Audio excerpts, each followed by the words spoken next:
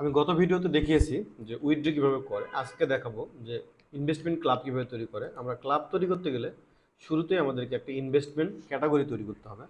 যিনারা investment club manage করেন অথবা যারা ইনভেস্টর হিসেবে ইনভেস্ট করেন, অবশ্যই তারা জানেন যে প্রত্যেকটা ইনভেস্টই একটা কোনো ক্যাটাগরির উপর নির্ভর করে। আমরা একটা নিউ ক্যাটাগরিতে যাব।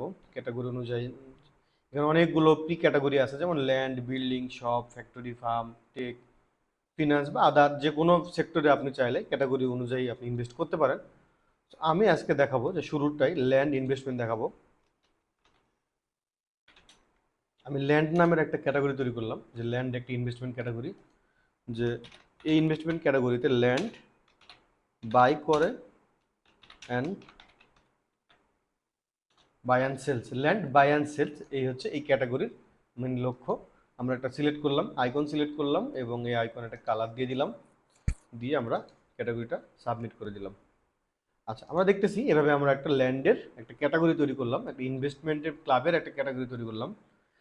এই চাইলে আমি এখানে ভিউ দেখতে পারি, এই ক্লাবের এই ক্যাটাগরির ভিউটা দেখতে পারি, চাইলে এডিট করতে পারি। আপনারা চাইলে মাল্টিপল ক্লাব তৈরি করতে পারবেন, ক্যাটাগরি তৈরি করতে পারবেন। যেমন আমি যদি এখানে শপ দেই, যেমন ফ্যাক্টরি আছে,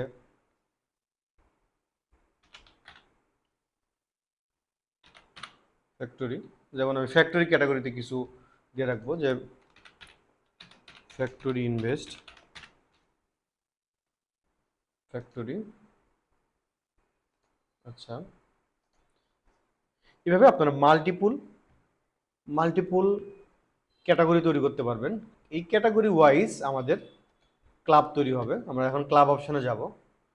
ক্লাব অপশানে গিয়ে দেখতেছি আমার এখন পর্যন্ত কোনো ক্লাব তৈরি করা নাই, যেহেতু আমাদের নতুন সফটওয়্যারটি। আমরা এখানে ক্লাব তৈরি করব।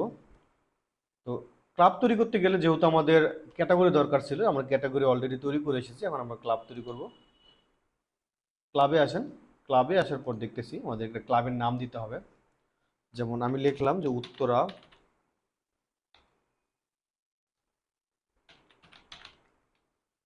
সরি, আচ্ছা মিরপুর দিলাম, মিরপুর 14 নম্বর ল্যান্ড।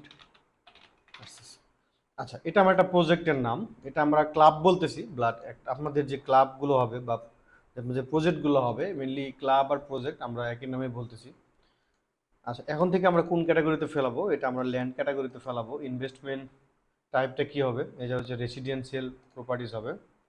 এটা হচ্ছে জিওগ্রাফিক্যাল এরিয়াটা কোথায় হবে, যেহেতু এটা আমাদের বাংলাদেশের মধ্যে আছে, এশিয়ার মধ্যে। আমরা এটা আমাদের কান্ট্রি সিলেক্ট করব, বাংলাদেশ সিলেক্ট করব। এবং এটা রিস্ক কেমন? এটা হচ্ছে মিডিয়াম রিস্ক থাকবে। জমিটা যেহেতু আমরা এখানে পারচেস করব এবং সেল করব, বাই অ্যান্ড সেল করব, সেহেতু আমাদের মিডিয়াম রিস্ক থাকবে। আচ্ছা, সেক্ষেত্রে আমাদের এই প্রজেক্টটা চলবে হচ্ছে 1 বছরের জন্য। আমাদের মিনিমাম ইনভেস্টমেন্ট পার মেম্বার, দেখেন এই পুরো ভিডিওটার মধ্যে সবচেয়ে ইম্পর্টেন্ট পার্টটা হচ্ছে একটা ইনভেস্টমেন্ট ক্লাব তৈরি করা।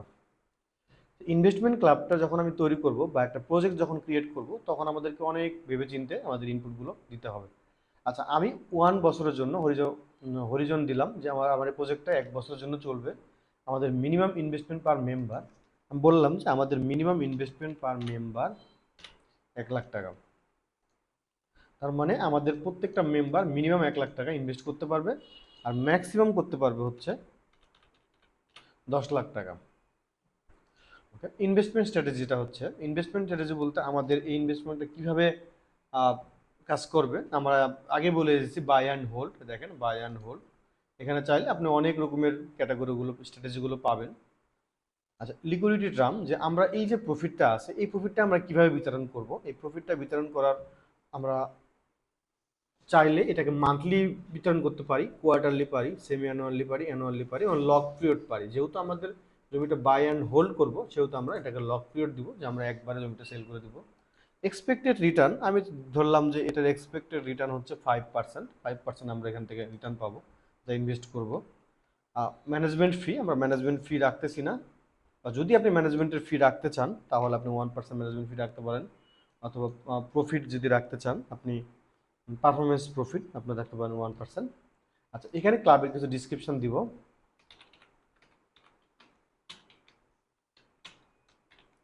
এখান থেকে আপনার প্রজেক্টের ফুল ডিসক্রিপশনটা দিবেন। আমি ডিসক্রিপশনটা এখন দিচ্ছি না, আপনি ফুল ডিসক্রিপশনটা দিয়ে নেবেন।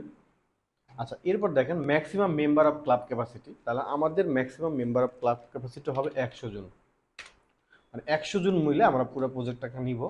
আর এই প্রজেক্টটার টোটাল পুল মানে টোটাল অ্যামাউন্টটা হচ্ছে আমাদের 1 কোটি টাকা। তার মানে আমরা 1 কোটি টাকা দিয়ে এই জমিটা পারচেস করব এবং টোটাল শেয়ার ছাড়বো হচ্ছে আমরা 100টা।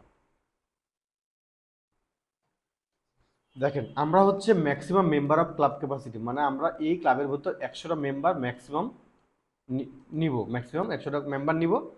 এই ক্লাবের টোটাল বাজেট আমাদের 1 কোটি টাকা। তার মানে এই প্রজেক্টের ভ্যালু হচ্ছে 1 কোটি টাকা। আমরা টোটাল শেয়ার অ্যাভেলেবল, আমরা 100টা শেয়ার ছাড়লাম, প্রত্যেকটা শেয়ারের মূল্য 1 লাখ টাকা করে। এভাবে আমরা পুরো ক্লাবটাকে তৈরি করলাম। আমরা ক্লাবটাকে তৈরি করে এটাকে ক্লাব ক্রিয়েট করলাম। দেখেন ক্লাবটা ক্রিয়েট করলাম। ক্লাবটা ক্রিয়েট করার সাথে সাথে আমাদের ক্লাবটা তৈরি হয়ে গেল। আমরা ক্লাবের একটা ডিটেলস দেখব। দেখেন এই ক্লাবের ডিটেলস দেখার জন্য আমরা চাইলে এখন কি করব, আমাদের যে মেম্বারগুলো আছে, এই যে দেখেন আমাদের যে মেম্বারগুলো আছে, আমরা এই মেম্বারগুলোকে এই ক্লাবের মধ্যে এখন এন্ট্রি করব।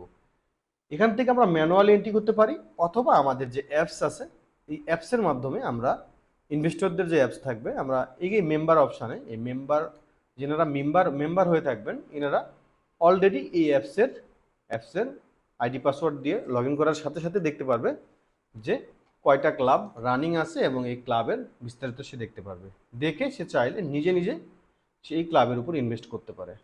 আমরা পরবর্তীতে ভিডিওতে দেখাবো একজন মেম্বার কিভাবে তার অ্যাপস থেকে ইনভেস্ট করতে পারে এবং ওই মেম্বার যে অ্যাপ থেকে যে ইনভেস্টটা করবে ওই ইনভেস্টটা কিভাবে অ্যাডমিন প্যানেল থেকে অ্যাকসেপ্ট করবে।